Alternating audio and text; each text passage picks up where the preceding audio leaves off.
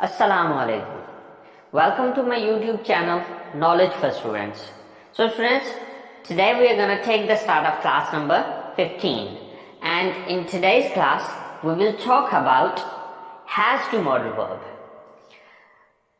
लेकिन क्लास शुरू करने से पहले अगर अभी तक आप लोगों ने मेरे चैनल को सब्सक्राइब नहीं किया तो प्लीज सब्सक्राइब के बटन पर क्लिक कर दीजिए। और अगर आप लोगों को मेरी वीडियोस पसंद आ रही हैं और अगर आप इनसे कुछ सीख रहे हैं तो प्लीज लाइक एंड शेयर के बटन पर क्लिक कीजिए। और अगर आपको कोई भी परेशानी हो रही है या कोई भी मसला हो रहा है, कोई कंफ्यूजन आ रहा है तो प्लीज आप लोग कमेंट्स बॉक्स में जाके कमेंट्स भी कर सकते हैं। तो चलिए गाइस, स्टार्ट करते हैं हमारी आज की class. So students, has to modal verb is used to express necessity in the present. अगर आप इस डेफिनेशन को देखें तो इसकी definition same as it is जिस तरह से हमारी हैव टू मॉडल वर्ब की हमने डिस्कस की थी, बिल्कुल वैसे ही इसकी भी डेफिनेशन है कि टू एक्सप्रेस बयान करने के लिए नेसेसिटी जरूरत को इन द प्रेजेंट मौजूदा वक्त में। सेम यही डेफिनेशन हमने हैव टू मॉडल वर्ब में भी पढ़ी थी। सो उर्दू जुमलों के आखिर में ना है, नी है, ने है या पढ़ता है, पढ़ती है, पढ़ते हैं वगैरह आता है। So students, have to and have to modal verb बहुत इंपॉर्टेंट है वो इस सेंस में कि हमने जो कुछ भी करना है, मिसाल के तौर पे मैंने खाना खाना है, मैंने कॉलेज जाना है, मैंने ये काम करना है, मैंने ऐसे करना है, मैंने वैसे करना है, मैंने कपड़े चेंज करने हैं, मैंने ग्राउंड में जाना है, मैंने अपने दोस्तों से मिलना है, मैंने अपने होमवर्क लिखना है, मैंने काम करना है, मैंने ये करना है, मैंने वो करना है, यानी कि इस जैसी जितनी भी स्टेटमेंट है या जिसके एंड में पढ़ता है, पढ़ती है, पढ़ते हैं वगैरह आता है, तो इस तरह के जितने भी सेंटेंसेस होंगे वहां पर हम हैज टू और हैव टू का यूज करेंगे। तो स्टूडेंट्स, यहाँ से आप आइडिया लगा सकते हैं कि ये मॉडल वर्ब कितना इंपॉर्टेंट है और हम अपनी डेली लाइफ में इसका कितना इस्तेमाल करते हैं।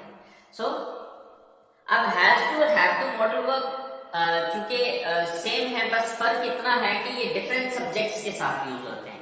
हैज टू मॉडल वर्ब जो है वो यूज होता है use only with he, she, it and singular noun, यानी कि जब भी हमारा सब्जेक्ट इन चार में से होगा तो उस सूरत में हम हैव टू मॉडल वर्ब का यूज करेंगे।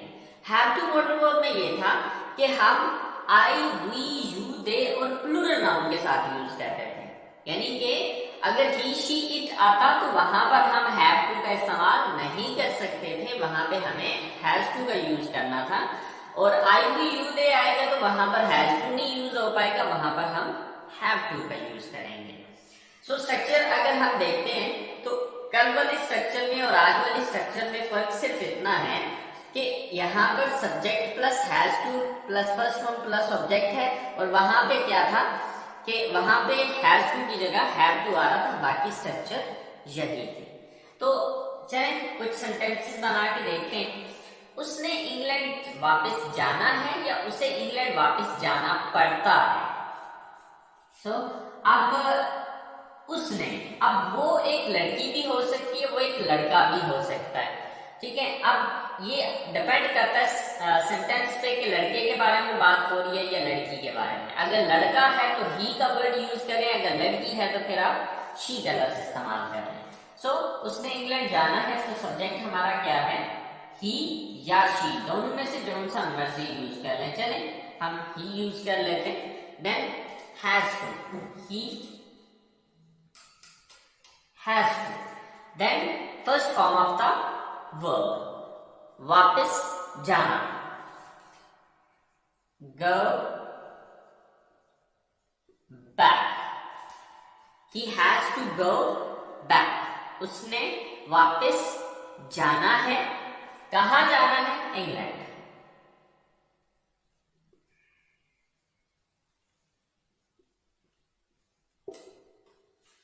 He has to go back to England. उसे इंग्लैंड वापस जाना है या उसे इंग्लैंड वापस जाना पड़ता है। सो आसिम को इस मुकाबले में हिस्सा लेना है या आसिफ को इस मुकाबले में हिस्सा लेना पड़ता है। सो सब्जेक्ट कौन है यहाँ पे, Asim. Then has to, Asim has to. Verb क्या है यहां पर? हिस्सा लेना, participate.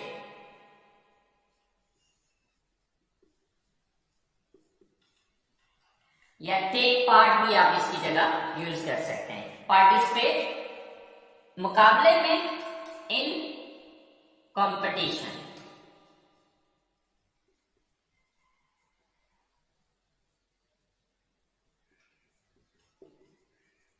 So, Asim has to participate in competition. Asim ने मुकाबले में हिस्सा लेना है या आसिम को मुकाबले में हिस्सा लेना पड़ता है। सॉरी, इस मुकाबले में, इन दिस कंपटीशन। सॉरी, यहां पर दिस भी आएगा। So Asim has to participate in this competition. इसी तरह से हमारा नेक्स्ट सेंटेंस है, उसे कपड़े सिलाई करने हैं या उसे कपड़े सिलाई करने पड़ते हैं। तो यहाँ पर सब्जेक्ट कौन है? उसे, यानी कि वो एक लड़का भी हो सकता है, वो एक लड़की भी हो सकती है, लेकिन हम यहाँ पर लड़की ले लेते हैं क्योंकि ऊपर हमने यहाँ पर सब्जेक्ट ही रखा था, अब नीचे हम शी रख लेते हैं। So she, then has to, she has to. Verb क्या है यहाँ पे? काम कौन सा करना है उसने? सिलाई करना। सिलाई करना की इंग्लिश होती है sew. She has to sew. क्या सिलाई करना है? कपड़े। She has to sew the clothes.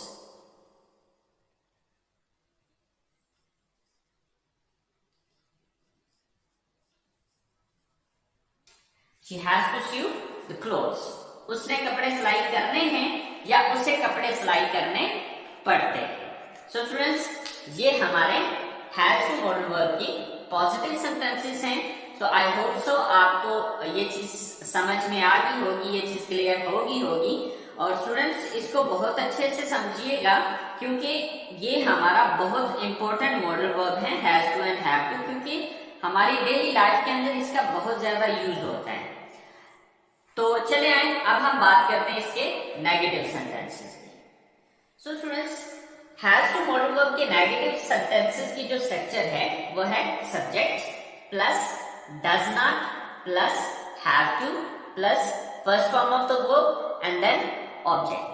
अच्छा स्टूडेंट्स, इस स्ट्रक्चर को देखने के बाद आपके माइंड में एक कंफ्यूजन आ रहा होगा, और वो कंफ्यूजन ये होगा कि मॉडल वर्ब तो हम हैज टू पढ़ रहे हैं, लेकिन यहाँ पर जो स्ट्रक्चर के अंदर आ रहा है वो हैव टू क्यों आ रहा है? असल में जब हम पॉजिटिव सेंटेंसेस को डिस्कस कर रहे थे तो पॉजिटिव सेंटेंसेस के अंदर आपने देखा कि हमारा जो मतलब डिफरेंस आ रहा था वो सिर्फ हैज और हैव का आ रहा था, ठीक है। लेकिन जब हमने इसको नेगेटिव में कन्वर्ट किया तो नेगेटिव के अंदर अब हमारे पास जो डिफरेंस आ रहा है वो डू और डज का डिफरेंस है। अच्छा, अब ये डू डज कैसे बना और हैज जो है वो हैव में किस तरह से कन्वर्ट हुआ, ये अभी मैं डिटेल इसलिए नहीं बता सकूंगा क्योंकि ये डिटेल हम प्रेजेंट इंडेफिनिट टेंस को जब हम पढ़ेंगे तो वहां पर ये डिटेल समझ आएगी कि ये हुआ कैसे। क्योंकि अभी अगर मैं आपको ये चीज बताऊंगा तो आप कंफ्यूज हो जाएंगे, इसलिए फिल वक्त आप इतना ही जहन में रखें कि हमारा जो सेंटेंसेस को डिफरेंशिएट करने के लिए जो हमें जस्ट एक वर्ड का डिफरेंस चाहिए था वो पॉजिटिव सेंटेंसेस के अंदर हैज और हैव का था, लेकिन अब नेगेटिव सेंटेंसेस में डू और डज का डिफरेंस आ रहा है, ठीक है। बकिया इसकी जो डिटेल है वो इंशाल्लाह जब हम प्रेजेंट इंडेफिनिट टेंस डिस्कस करेंगे तो वहां पर इसकी डिटेल आपको समझ आएगी कि डू डज कैसे बना और हैज हैव में किस तरह से कन्वर्ट हुआ, ठीक है। तो चलें इससे आगे चलते। अच्छा, उसने होमवर्क नहीं लिखना है या उसे होमवर्क नहीं लिखना पड़ता है, ठीक है। तो अब ये ही भी हो सकता है, शी भी हो सकता है, तो सबसे पहले सब्जेक्ट लगाना है। तो सब्जेक्ट क्या है यहाँ पे? हम शी ले लेते हैं। She, then does not, then have to. She does not have to. क्या करना है? लिखना है। वर्ब क्या है यहाँ पे? लिखना, write. She does not have to write. क्या लिखने की बात हो रही है? Homework.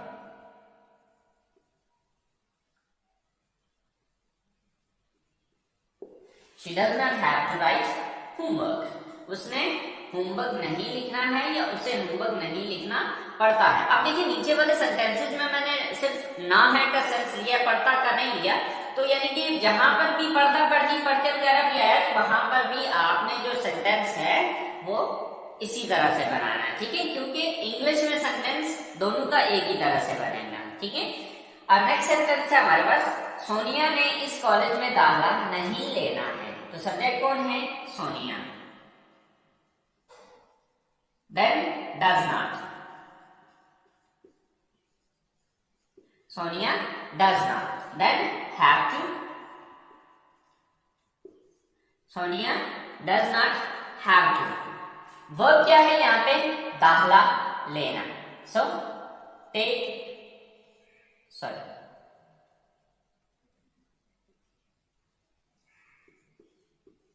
Admission, Sonia does not have to take admission इस कॉलेज में, in this college.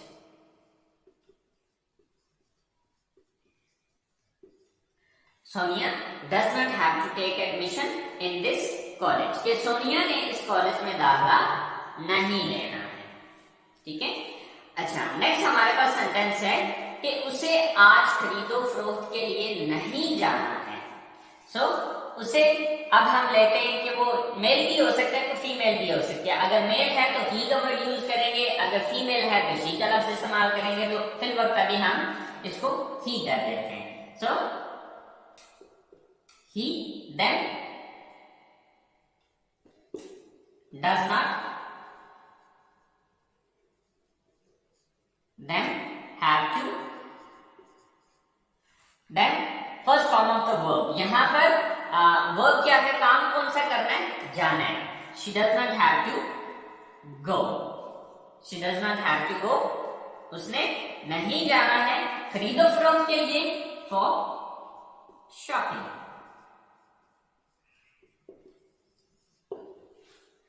So he does not have to go for shopping, उसे आज खरीदो फरोख्त के लिए नहीं जाना है, सॉरी आज today। अच्छा, टाइम के लिए याद रखिएगा कि ये जो टाइम है या तो सेंटेंस के बिल्कुल लास्ट पे लिखते हैं या फिर बिल्कुल स्टार्ट में लिखते हैं, ठीक है। ज्यादातर हम टाइमिंग जो है वो लास्ट पे रखते हैं, ठीक है।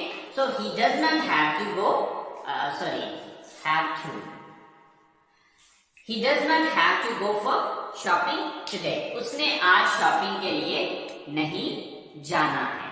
सो ये हमारे हो गए नेगेटिव सेंटेंसेस हैज टू के। सो फ्रेंड्स, अब जब हम बात करते हैं इंट्रोगेटिव सेंटेंसेस की, तो आई होप सो आपको पता चल गया होगा कि इंट्रोगेटिव सेंटेंसेस में हमने क्या करना है। लेकिन अगर आपको नहीं भी समझ आई तो चले कोई बात नहीं, मैं आपको बता देता हूँ। जैसे क्या रूल है कि अगर आप किसी भी सेंटेंस का नेगेटिव बना लेते हैं तो उसका इंट्रोगेटिव बनाना आपके लिए कोई प्रॉब्लम नहीं है। क्यों? क्योंकि आपने देखा यह है कि नेगेटिव सेंटेंसेस में हमने किस लफ्ज के बाद नॉट लगाया था, तो यहाँ पर हमने नॉट लगाया था किसके बाद, डज के बाद। तो इसका मतलब है इसी लफ्ज को उठा के हम सेंटेंस के शुरू में ले आएंगे तो ये इंट्रोगेटिव सेंटेंस बन जाएगा। तो यहाँ पर पिछले हैव टू मॉडल वर्ब में क्या हो रहा था कि डू शुरू में आ रहा था, अब यहाँ पर डज शुरू में आ जाएगा। That's it. तो चले आए देखते हैं।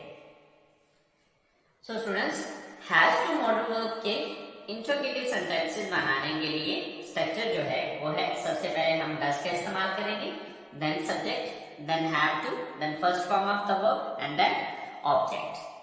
सो at that there is a question mark. तो क्या उसने क्रिकेट खेलना है? First of all does, then subject कौन है, वो, यानी कि उसने। वो लड़का भी हो सकता है, वो लड़की भी हो सकती है, लेकिन हम लड़का लेते हैं। So does he, then have to, does he have to. Verb क्या है यहाँ पे, खेलना, play. Does he have to play, क्या खेलना है, cricket. Sir does he have to play cricket, क्या उसने क्रिकेट खेलना है। क्या आसिया ने अपनी क्लास लेनी है? So first of all does then subject कौन है? Asiya. Does Asiya then have to, does Asiya have to. काम कौन सा? वर्ब क्या है यहाँ पे? क्लास लेना। टेक क्लास भी कह सकते हैं, अटेंड क्लास भी कह सकते हैं, डिपेंडेंट। अटेंड अपनी क्लास, हर class. So does Asiya have to attend हर क्लास? क्या आसिया ने अपनी क्लास लेनी है? क्या साहिल ने अपना बिजनेस शुरू करना है? सो डज, देन सब्जेक्ट कौन है? Sahil. Then have to, then verb क्या है यहाँ पे? शुरू करना, स्टार्ट। ऑब्जेक्ट क्या है? अपना बिजनेस, his own business।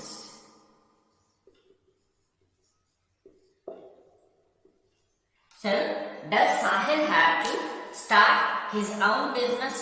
क्या साहिल ने अपना जाती अपना बिजनेस शुरू करना है? तो ये हमारे जो है इंट्रोगेटिव सेंटेंसेस हैं। मैंने तो जस्ट तीन एग्जांपल्स दिए हैं। सो गाइस इससे हजारों जुमले बनेंगे, ठीक है?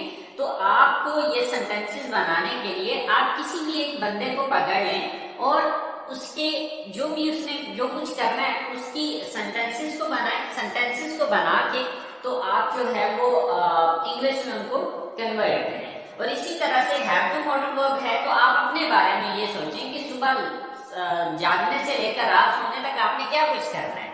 तो उन सारी सेंटेंसेस को पहले उर्दू में लिखें, लेके फिर उनको इंग्लिश में कन्वर्ट करें। मिसाल के तौर पे मैं ये कहता हूँ कि मैंने सुबह उठना है, मैंने वजू करना है, मैंने नमाज पढ़नी है, मैंने कुरान पाक की तिलावत करनी है, फिर मैंने तैयार होना है, मैंने नाश्ता करना है, मैंने कॉलेज जाना है, मैंने अपनी क्लास लेनी है, मैंने घर वापस आना है, मैंने रेस्ट करनी है, मैंने मतलब सुबह जागने से लेकर रात सोने तक आपने जो कुछ भी करना है उन सारे पूरी अपनी पूरे दिन की एक्टिविटीज को नोट डाउन करें और फिर उसको इंग्लिश में कन्वर्ट करें, ठीक है? और वहां से आपको आइडिया हो जाएगा कि ये मॉडर्न वर्ब कितना इंपॉर्टेंट है और डेली रूटीन में आपका आप इसका कितना इस्तेमाल करेंगे, ठीक है?